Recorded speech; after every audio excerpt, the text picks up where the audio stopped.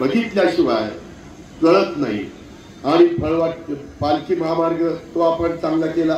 पाणी साठवण तलाव माझं तर डोक्यातच होतं, असा पाणी साठवण तलाव वेगवेगळे करायचे। तांदूळाला जवळचीला बिजी घराच्या तिथं जुन्या ठिकाणी की 2 महिने माझ्या बारामतीला कॅनलचा क्लोजर आला दुष्काळात, तरी बारामतीकरांना पाणी कमी नाही पडलं पाहिजे। हे जसं मी शहरात केलं माळेगावचे लोक एक बाळासाहेब पण बाकीचे माळेगावला पण केलं। उद्या ते वाढवावं लागेल, वाढवू तेवढी हिंमत आणि धमक आपल्याला ते काय काळजी करू नका।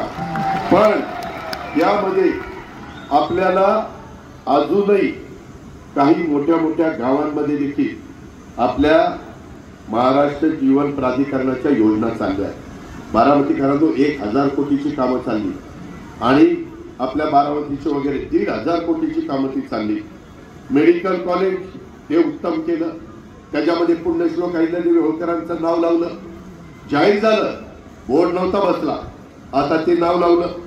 आपले आयुर्वेदिक कॉलेज काही जण म्हणले, पहिल्यांदा मी बघायला गेल्यानंतर मी अधिकाऱ्यांना सांगितलं ही जागा माडाची आहे, परंतु त्यांना दुसरी पर्यायी जागा चांगली द्या, जिथं पाया लवकर लागेल, तिथं 50-60 फूट पायच लागत नाही। मेडकरांना माहिती, सगळे येण्याबाळी झालेले आहे।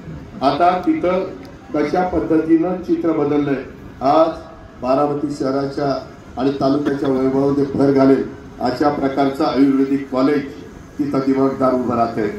शासकीय ग्रामीण रुग्णालय उंच ते पण अतिशय चांगलं उभं राहतंय।